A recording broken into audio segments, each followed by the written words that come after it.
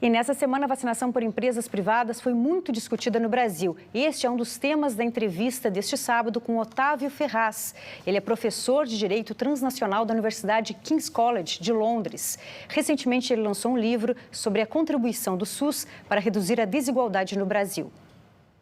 Doutor Otávio, o seu livro mostra como a constitucionalização deu ao direito à saúde um caráter institucional. Que efeitos isso produziu num país tão desigual como o Brasil? A conclusão do livro é de que nesses 30 anos, a criação do SUS, o investimento maior na saúde, a diminuição de vários indicadores nos quais nós éramos muito ruins, como mortalidade infantil, mortalidade materna, acesso à atenção primária, melhoraram muito, mas ainda ficam muito aquém do que poderiam ser para um país com o potencial econômico do Brasil. Há um outro efeito colateral que a constitucionalização gerou, que é a gigantesca e crescente judicialização da saúde com gastos bilionários.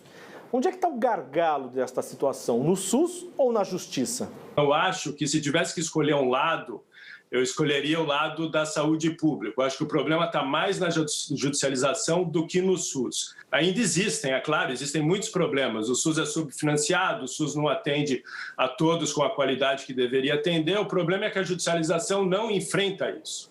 A judicialização ela se foca em algumas questões, como fornecimento de medicamentos muito caros que ainda não estão autorizados pela Anvisa, ou que já estão autorizados, mas que não foram incorporados por conta do custo desses medicamentos, e que não são os principais problemas num país tão desigual como você mencionou na sua pergunta, né? No momento de pandemia, que efeitos o SUS produziu no Brasil? Ter um sistema de saúde único, centralizado, capilarizado como nós temos, é uma vantagem. Não significa que nós vamos responder bem à pandemia só por ter esse sistema, né? Mas, sem dúvida, a partir dessa situação na qual você tem esse sistema, te deixa numa posição inicial muito mais confortável do que você estaria se não tivesse. Relacionado a isso, à pandemia e ao SUS, o Brasil discutiu essa semana, vem discutindo a questão de uma espécie de vacinação privada. Empresas pediram autorização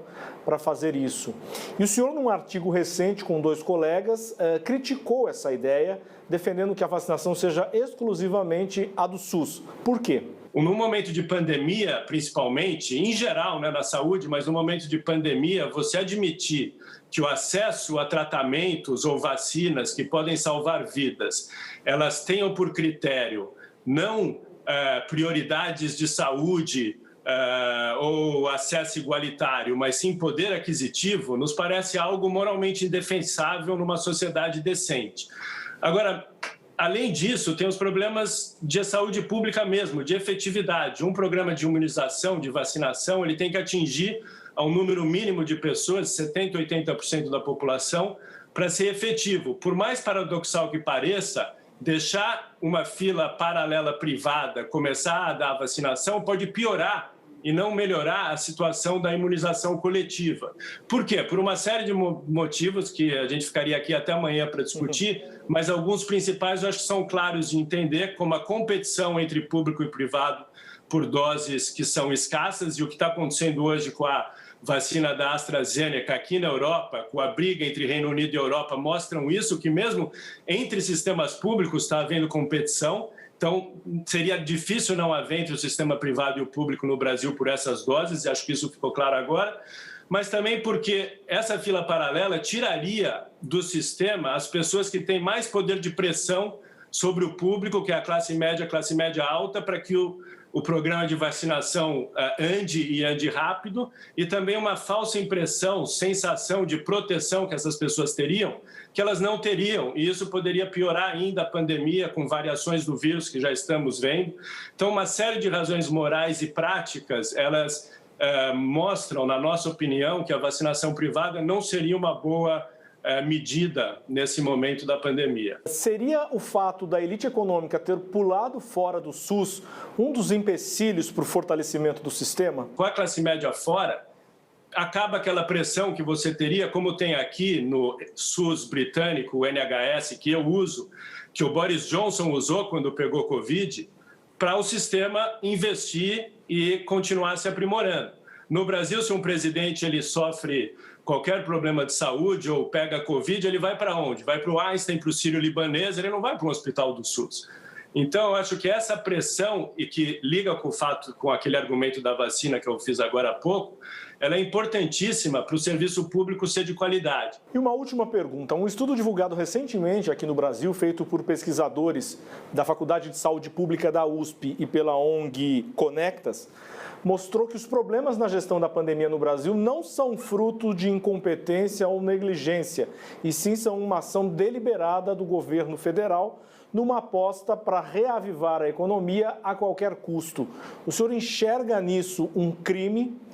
Que houve certamente uma atitude negacionista, negativa do governo federal, da presidência da República, de quem tinha mais condições de implementar uma resposta coordenada e eficaz à pandemia. Eu acho que não há dúvidas quanto a isso, né? Dá para ver a olho nu. Se isso é crime ou não, eu acho que depende de uma análise e de uma averiguação, que esse trabalho da USP que você mencionou, eu acho muito bom, já está começando a coletar dados importantes para que possamos chegar a essa conclusão, mas não é algo que eu falaria agora, sem mais dados, sem mais avaliação, numa resposta assim, é crime, não é crime. Eu acho que há indícios e tem que ser apurado, tem que ser analisado, e lá na frente nós vamos, sem dúvida, ter muito mais dados com todos os estudos que estão sendo feitos para poder responsabilizar os governos e os governantes que